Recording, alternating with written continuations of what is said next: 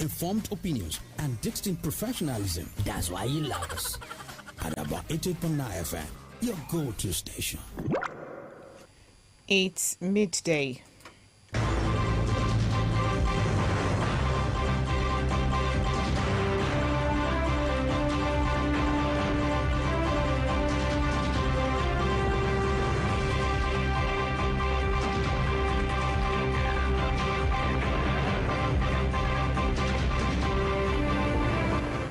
Good afternoon. I'm Olajumoke Omotosho with Global News. In the news,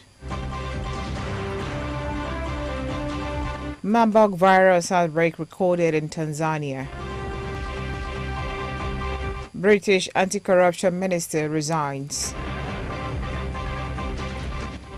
Iran denies planning to kill Donald Trump. This is the news. State in the southwest region is strategizing in response to the reported influx of bandits and fighters from the Islamic State's West Africa province ISWAP into some of the region's west who are seeking refuge in the state. Makinde raised the concern at the 2025 annual Interfaith Service for Workers held at the public knowledge when the DSS sought an order of a federal high court in Abuja to detain the suspect for 60 days, and order Justice Emeka Nwete granted last week Friday.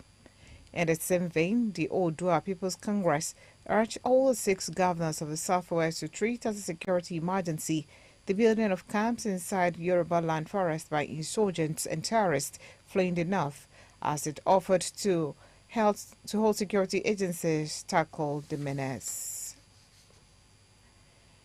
The World Health Organization, WHO, says suspected outbreak of the Marburg virus in Tanzania has killed at least 8 people. The Global Health Agency said a total of 9 suspected cases of the high fatality disease had been reported in 2 districts of the Kagera region in the country's northwest.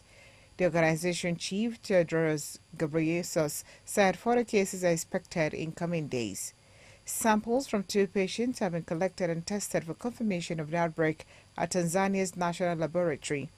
The patients' contact, including healthcare workers, have been identified and were being followed up.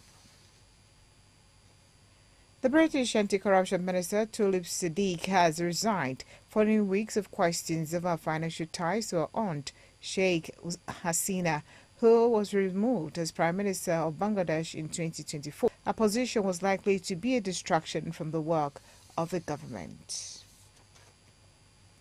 Israeli forces have stepped up attacks on Gaza, bombing a school-turned-shelter and several homes across the Strip, and killing at least 24 people since the early hours of today.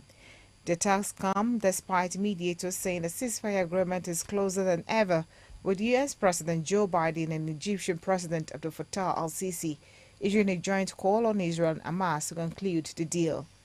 Thousands of Israelis rallied in Tel Aviv calling for a deal that would secure the release of captives held in Gaza, while hundreds of hardliners marched in Jerusalem demanding a continuation of the war. You're on to Global News from Adaba 88.9 FM, Akure, transmitting from Ilaramoki. After the break, Iran denies planning to kill Donald Trump. Please join us again. The news on Adaba 88.9 FM. Glad to have you back with news updates and live streaming. Visit our website to www.adaba889.fm or download AdabaFM app on Google Play Store. You can be part of us on our social media platforms, www.facebook.com/AdabaFM9 on Facebook, at Adaba89FM on Instagram and on X, and AdabaFM TV on YouTube. You can provide us information via email, newsroom@adaba889.fm. Now the rest of the bulletin. Iranian President Masoud Pezeshkian has denied suggestion that his country plotted to kill United States President-elect Donald Trump after 2 previous attempts on his life in 2024. In an interview with Newsman on Tuesday, Masoud also insisted that Iran's nuclear program is peaceful and warned Trump against risking war. The interview with the Iranian president, widely viewed as centrist, was aired less than a week before the inauguration of Trump, who during his first time implemented tough policies against Iran. In November, the U.S. Department of Justice charged an Iranian man in connection with an alleged plot by Iran's elite Islamic Revolutionary Guard Corps IRGC to assassinate the Republican leader. Trump said last year during the U.S. election campaign that Iran might have been behind attempts to kill him. South Korean investigators have arrested South Korea's impeached President Yoon Suk-yeol after accusation of insurrection for briefly imposing martial law in a move swiftly overturned by the country's National Assembly. In an invitation, the authorities said the Joint Investigation Headquarters executed an arrest warrant for President Yoon Suk-yeol today. The arrest made Yoon the first South Korean president to be arrested while still in office. Reports said the Deputy Chief of Korea's Corruption Investigation Office, CIO, Lee Jae-sung, led questioning of Yoon inside the interrogation room.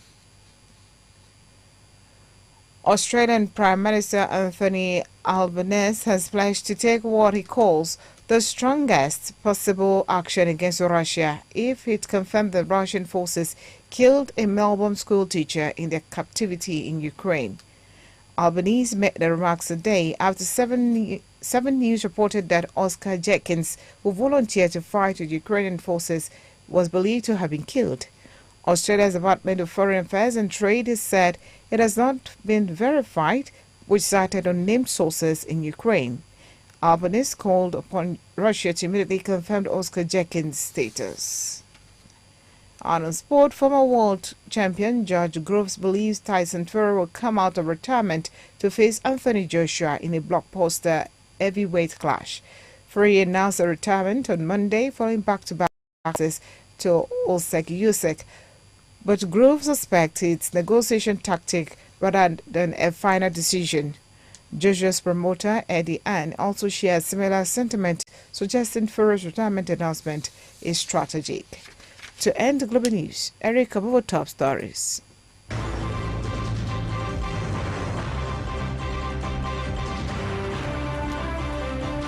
The World Health Organization has said that an outbreak of the Marburg virus in Tanzania has killed at least 8 people.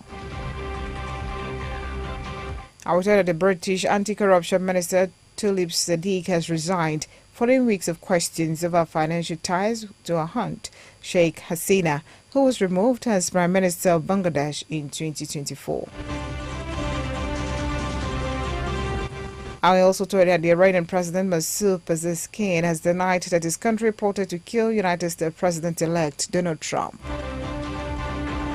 That's Global News as edited by Sunday Ajiboye. I am Olajumoke on Motor Show saying good afternoon and thanks for listening.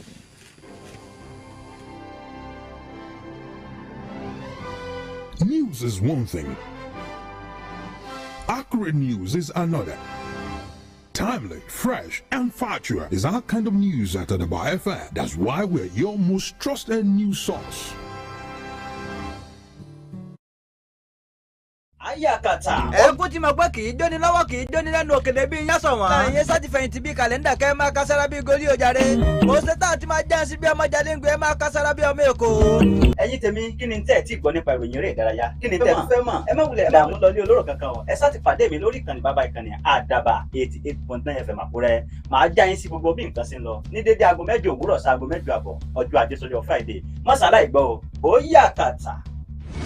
Ọ̀rọ̀ ìfẹ́, eré ìfẹ́ tó lè gbé tọkọtaya rìnrìn àjò, ìmọ̀ràn aládùn tó dá lórí ọ̀rọ̀ lákọlábo, ẹ̀rín àárín tàkìtì láwọlé sùn. Ẹ pàdé mi, Adégbóyèga Àlàní, lórí ètò ọ̀rọ̀ ìfẹ́ ní gbogbo ọjọ́ Monday, bẹ̀rẹ̀ látago 10 sáago 11 àṣálẹ́. Ọ̀rọ̀ ìfẹ́ pẹ̀lú Àlàní mi, ó máa zẹ̀ngẹ̀mẹ̀ngẹ̀. Ó tó kọjú sẹ́nìkan. Ẹ̀yin ló kọ sẹ́lòmíì. To now meet an ex-girlfriend. No! Ẹjẹ́ epo ni o. Àbó fẹ́ tó mọ́tò. Àbó fẹ́ máa tẹ̀lé yín tó mọ́tò o. Àbí whatever. But I could help at that moment. Ìdílé mi ìdílé ẹ̀ kún fún oríṣiríṣi. Ṣùgbọ́n ọ̀rọ̀ kì í tóbi títí ká fọ̀bẹ bù ú. Ìdílé mi ìdílé ẹ darapọ̀ mọ́ wa ní gbogbo ọjọ́ Friday ní aago 1 sí aago 2 kí ẹ jẹ́ kí a wò bóyá bí ó ṣe ń ṣe ẹ̀yin ó ṣe ń ṣe ẹlòmíràn.